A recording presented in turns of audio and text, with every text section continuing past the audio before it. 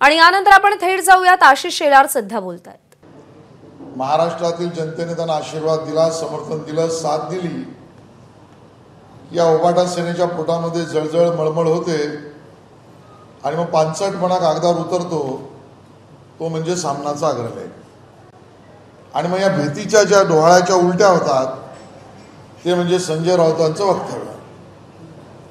Sir, Sanjay Raut यांनी आज अमित शहा यांच्यावर टीका केली आहे। खासदार बाबतीत काही नाहीये, तर गांधा नाहीये। मला असं वाटतं की भाषा आणि मर्यादा या दोन्ही रसातळास गेलेला, या राज्याच्या संस्कृतीला काळीमा फासणारा थर्ड ग्रेड नेता म्हणजे संजय राऊत आहे। ते जर अमित भाईंवर यांच्यावर खालच्या स्तरावर जाऊन बोलणार असतील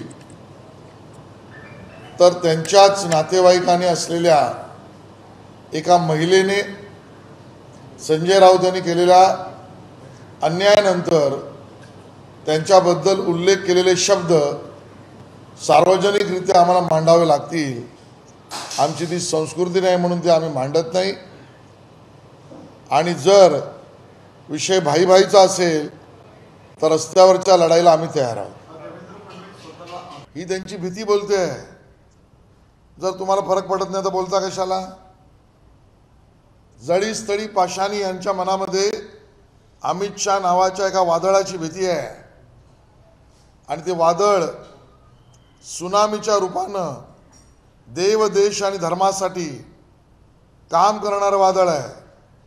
देव देश धर्माचं काम करणारं हे वादळ अमित शहांच्या रूपाने सुनामी घेऊन येईल, महाराष्ट्रातील जनतेला समर्थन देईल, महाराष्ट्रातील जनता त्यांच्या नेतृत्वाला समर्थन देईल हे उबाटा सेनेला माहिती आहे।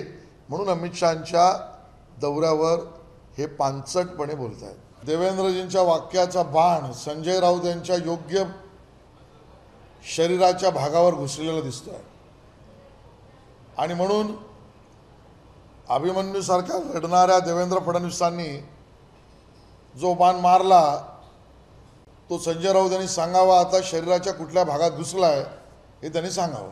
तर संजय राऊत वापरत असलेली भाषा आणि त्यांनी केलेली वक्तव्य ही अत्यंत अशोभनीय आणि महाराष्ट्राच्या राजकारणाला लांछनास्पद असल्याचं वक्तव्य आशिष शेलार यांनी केलंय। एबीपी माझा, उघडा डोळे बघा नीट।